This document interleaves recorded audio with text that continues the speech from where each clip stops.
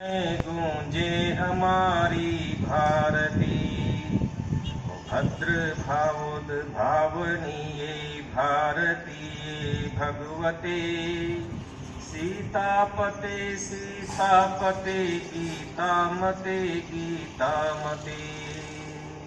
मानस भवन में आर्य जन जिसकी उतारें आरती, भगवान भारत वर्ष में गूंजे हमारी भारती। ओम शांति शांति शांति। मंच पर उपस्थित आर्य प्रतिनिधि सभा के अधिकारी वृंद, श्री चंद्र प्रकाश जी, डॉक्टर महेंद्र आहूजा जी और माननीय में नाम स्मरण नहीं हो रहा खन्ना जी, और इस शिविर में प्रतिभाग कर रहे पिछले 8 दिनों से तपस्या में रत, साधना में रत यहाँ उपस्थित युवा शक्ति और बच्चों के इसमें प्रतिभाग कर रहे प्रतिभागियों के पेरेंट्स और अन्य आर्यजन, वर्षों पश्चात एक इतना सुंदर कार्यक्रम प्रांगण में ये देखने को मिल रहा है। और इस का जो अनुष्ठान, इस यज्ञ का अनुष्ठान, जिसके भी मन मस्तिष्क में ये विचार आया वो बधाई के पात्र है, और जिन्होंने इसको क्रियान्वित रूप देने के लिए हर प्रकार से सहयोग किया वे सब भी बधाई के पात्र हैं। ये विश्व बहुत संक्रामक दौर से गुजर रहा है। सारे महाद्वीप आपस में लड़ने को तैयार हैं, हथियारों की होड़ बढ़ रही है। ऐसा लगता है कि पृथ्वी शायद इस मनुष्य के बोझ को उठाने में अब समर्थ नहीं है। समय में जो विचारों की लड़ाई चल रही है, इन विचारों की लड़ाई यदि हम जीतना चाहते हैं तो हम विचार परिवर्तन करके ही जीत सकते हैं। और ये विचार परिवर्तन एक शिक्षक के माध्यम से आ सकता है, क्योंकि शिक्षक कोई सामान्य नहीं होता। जैसा कि चाणक्य ने कहा, धनानंद, शिक्षक सामान्य नहीं होता, सत्ताएं कैसी होनी चाहिए उनको बदलने का सामर्थ्य हम में है, समय लगेगा। इसीलिए इस तरह के शिविरों का आयोजन जो समय समय पर किया जाता है, उसके मूल में असामान्य शिक्षक का योगदान होता है। जो भी इस शिविर में पधारे हुए प्रशिक्षक वर्ग है वो सामान्य नहीं है। विचार परिवर्तन धीरे धीरे होता है, और ध्यान रखना, ये विचार परिवर्तन यदि हो गया तो युद्ध हथियारों से जीते नहीं जाते। आप उनके शरीर पर कब्जा कर सकते हैं शारीरिक रूप से, परंतु मानसिक रूप से आप कब्जा कर नहीं सकते, और ये लड़ाइयाँ वैचारिक पृष्ठभूमि पर लड़ी जाती हैं। इसलिए इस प्रकार के शिविरों का आयोजन, शिविर का मतलब क्या होता है? शिविर का मतलब होता है, शिविर कहते हैं कल्याण को, राम ने ददाती, शिविरम कल्याणम राति ददाती इति शिविरा, जो कल्याण लेकर के आता है। और शारीरिक दृष्टि से देखें तो शरीर की जो अस्वस्थता है, जो आलस्यपन है, जो उसका लचीलापन रूप होना चाहिए, जो नहीं था वो लचीला रूप आएगा। लाठी में जितना लचीलापन होता है, लाठी उतनी मजबूत होती है। तो इस प्रकार से चाहे शारीरिक रूप से है, मानसिक रूप से जब आध्यात्मिक प्रवचन होते हैं तो उससे जो है आपका मानसिक विकास होता है।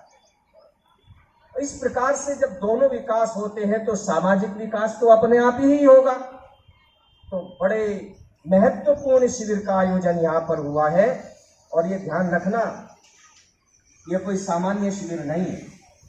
मैंने भी 1978 में आर्यवीर दल का शिविर अटेंड किया। उसमें बाल दिवाकर हंस सार्वदेशिक आर्यवीर दल के प्रधान हुआ करते थे और आचार्य देवव्रत जी उनके साथ में सह के रूप में हुआ करते थे। मुझे अच्छी तरह स्मरण है, मेरे पास प्रमाण पत्र भी है। इसलिए मैं ये जानता हूँ कि आर्यवीर दल कोई सामान्य दल नहीं है, ये असामान्य है। क्यों है? क्योंकि हमें एक समतामूलक समाज का निर्माण करना है। समतामूलक समाज का मतलब होता है कोई बड़ा नहीं है, कोई छोटा नहीं है, सब अपने कर्म से बड़े होते हैं और छोटे होते हैं। हमको दुनिया के सामने बड़ी लकीर खींचनी है, एक ऐसी लाइन खींचनी है, एक ऐसी पंक्ति खींचनी है जिससे सामने देखने वाला ये कहे ये जो बच्चा है, ये जो युवा है, ये कितना शिष्ट है, कितना व्यवहारिक है। इसके माता पिता कैसे होंगे? जो बच्चा इतना अच्छा है तो इसके माता पिता और गुरुजन कितने अच्छे होंगे, इसका समाज कितना अच्छा होगा। ये जो चीज है इसको बोलते हैं शिविर, इसको बोलते हैं शिविर। ये भावना आपके अंदर आएगी और ये 8 दिन का शिविर, जैसा कि हमारे प्रशिक्षक महोदय जितेंद्र जी कह रहे थे कि यदि देखा जाए तो 6 दिन का हुआ। पहला दिन उद्घाटन में और अंतिम दिन जो है ये समापन लोक संग्रह रूप में। तो कहने का मतलब ये है कि इस तरह के आयोजनों का पूरे देश के अंदर जगह जगह पर आयोजन होना बहुत आवश्यक है। जो बड़ी समस्या समाज में देखने को आ रही है वो इस सोशल मीडिया के माध्यम से, मोबाइल और कंप्यूटर के माध्यम से, जो कि एक बहुत महत्वपूर्ण अंग हमारी शिक्षा का भी हो गया है। कोविड-19 के मध्य में जो हमारी शिक्षा हुई बच्चों की, इसी के माध्यम से हुई। परंतु हमको सतर्क रहना है और सतर्क, जिसको मैं इसको बोलता हूँ कि बुलेट प्रूफ जैकेट, अर्थात एक ऐसी जैकेट हमको पहननी है कि गोली कैसी भी आ जाए लेकिन हमारे शरीर को भेद न पाए। ये सोशल मीडिया के द्वारा जो आ रही है, बुलेट आ रही है, जो गंदे थॉट्स आ रहे हैं, उनको आप यदि रोक सकते हैं तो इसी तरह के शिविरों के माध्यम से रोक सकते हैं। पेरेंट्स की बहुत बड़ी समस्या ही पैदा होती है। इसलिए ये बीच बीच में, ये तो 7 दिन का आपने ये छुट्टियों में रखा है। मेरा निवेदन ये है कि सभी पेरेंट्स से कि सप्ताह में एक इस तरह का आयोजन आप जरूर रखें अपने परिवारों में। 2 परिवार मिलकर के, 3 परिवार मिलकर के, 4 परिवार मिलकर के सहभोज के रूप में खाना परस्पर बना करके एक जगह एकत्रित करें, अपने अपने घरों से बना करके लेकर के आए और 7 परिवार एक साथ बैठे, वहाँ पर चर्चा परिचर्चा करें, एक दूसरे से कनेक्ट होंगे, बच्चे भी समझेंगे। और जो एक तरह का जो तनाव है, स्कूल का तनाव है, बुक्स का तनाव है, सोशल मीडिया का तनाव है, उससे बच्चे थोड़ा हटेंगे। सप्ताह में यदि आपने 5 घंटे का समय बच्चों को इससे अलग करके रखा तो मैं ये मानूंगा इस शिविर की ये बहुत बड़ी उपलब्धि होगी। आप देखिए इसको करके देखिए। और आर्य का मतलब ये होता है प्योर बनना, शुद्ध बनना। आर्य कोई नस्ल नहीं होती, हम सब आर्य हैं, आर्यवर्त के हम निवासी हैं और अपने स्वरूप को हम पहचान रहे हैं। जो व्यक्ति अपने स्वरूप को भूल जाता है, समझ लेना उस कहानी की तरह है। एक कहानी है पंचतंत्र की, जिसमें कि एक शेर बचपन में बिछड़ गया और भेड़ बकरियों के झुंड में चला गया और उसके पालने वाला जो पालक था, अभिपालक था, उसने भी उसको उसी तरह पाला। लेकिन शेर तो शेर होता है, जब नदी के किनारे पानी पीने के लिए वो बकरियां भेड़ गई तो वो भी गया और दूसरे किनारे पर शेर था, शेर का झुंड था। उन्होंने देखा कि हमारा भी कोई वहां है तो उन्होंने आवाज दी, दहाड़े। तो क्योंकि जन्मजात गुण होता है दहाड़ लग गई, वो भी दहाड़ा गई। तो कहने का मतलब ये है कि वह शेर अपने स्वरूप को भूल चुका था। उस दहाड़ ने, जो सामने शेर थे, उनकी दहाड़ ने उसके स्वरूप का बोध कराया। इसी तरह से जो शिविर है, ये शिविरों का जो आयोजन है, ये भी एक तरह का जो हम भूल गए थे अपने स्वरूप का, हमको बोध कराता है। और जब हम अपने उस ऋषि सत्ता के साथ में कनेक्ट होंगे तो सच मानिए कि ये जो बचपन है, ये बचपन से शैशव से कैशोरी और युवावस्था, ये बड़ी महत्वपूर्ण चीज है। और ये ध्यान रखना, सृष्टि का संचालन युवाओं से ही होता है। स्वामी दयानंद सरस्वती ने सत्यार्थ प्रकाश के अंदर जब आदि सृष्टि का प्रवर्तन की बात की है तो दो प्रकार की स्वामी जी बात करते हैं, एक मैथुनी सृष्टि, एक अमैथुनी सृष्टि। मैथुनी सृष्टि ये होती है कि माता पिता के संसर्ग से, सहयोग से, संपर्क से एक नई सृष्टि का जो है पैदा होना, तो वह उसको मैथुनी सृष्टि बोलते हैं। ये पूरे उसमें दिखाई दे रहा है। लेकिन बिगिनिंग में, प्रारंभ में तो कोई भी नहीं था, तो ये कैसे हुआ? तो ये कहते हैं अमैथुनी सृष्टि, कि जैसे सो करके हम उठते हैं और कहते हैं सुखम अहम स्वापसम नहीं किंचित अवेदिशम।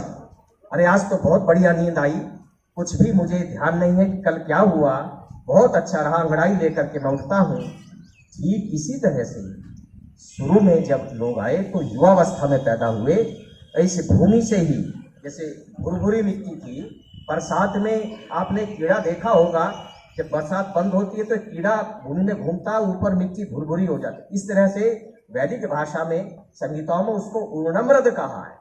ऊन की तरह कोमल थी ये मिट्टी, और उसमें से सो करके उठे, जैसे सो करके उठे युवा थे, युवा स्त्रियां, युवा पुरुष जो है ये।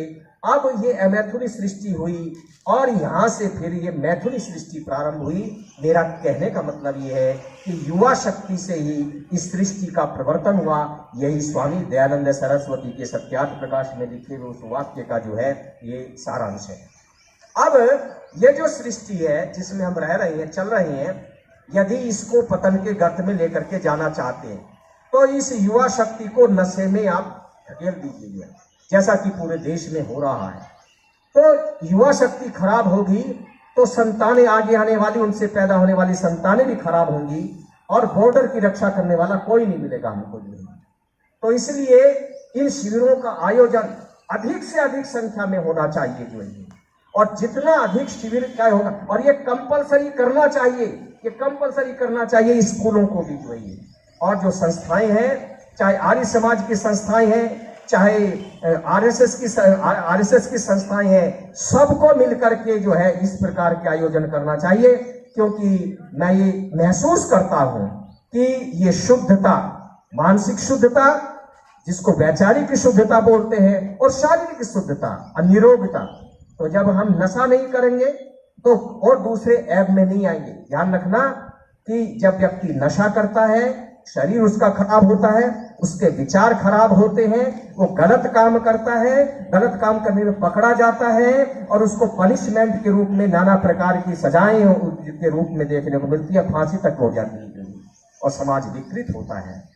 तो इसलिए ये आर्य समाज के लोग बधाई की पात्र हैं। ये छोटे छोटे बच्चों को मैं देख रहा हूँ, ये इन्हीं के ऊपर ही ये देश का भविष्य टिका हुआ है। जो बुजुर्ग हैं उनका जो निर्माण होना था वो तो हो चुका, अब तो वो जो है अतिरिक्त उनको प्राप्त हो रहा है। लेकिन जो कुछ देना है इन बच्चों को देना, ये महत्वपूर्ण नहीं है आपने अपने बच्चों को जो है आलीशान कोठी दी, ये भवन दिए, ये नौकर चाकर दिए, जमीन के रूप में प्लाट दिए, जो ये आपने बैंक बैलेंस, ये महत्वपूर्ण नहीं होता। महत्वपूर्ण ये होता है आपने इस संतति को संस्कार कैसे दिए, ये महत्वपूर्ण है। और इन शिविरों का आयोजन इसलिए किया गया है कि इन बच्चों को अच्छे संस्कार मिले और बुराइयां दूर हो, अच्छाइयां आए। यही संस्कार की डेफिनेशन है दोषापनयनम गुणाधानम। जो है ये आप पुट डाल रहे हो, आयुर्वेद में पुट देना होता है, तो ये पुट दे रहे हो आप, और ये तपस्या रूपी अग्नि है अपने आर्य विचारधारा की। तो इसमें पुट, जितना पुट दोगे आप उतना ही रोग प्रतिरोधक शक्ति जैसे औषधि की बढ़ती है, ऐसे ही इन बच्चों की बढ़ेगी। इतना ही कह करके मैं अपने विचारों को जो है विराम दूंगा, और परमात्मा आपको इतनी शक्ति दे। पत्थर सी हो मांसपेशियां, लोहे से भुजदंड है, नस नस में हो लहर आग की, तभी जवानी पाती जय। ओम शांति।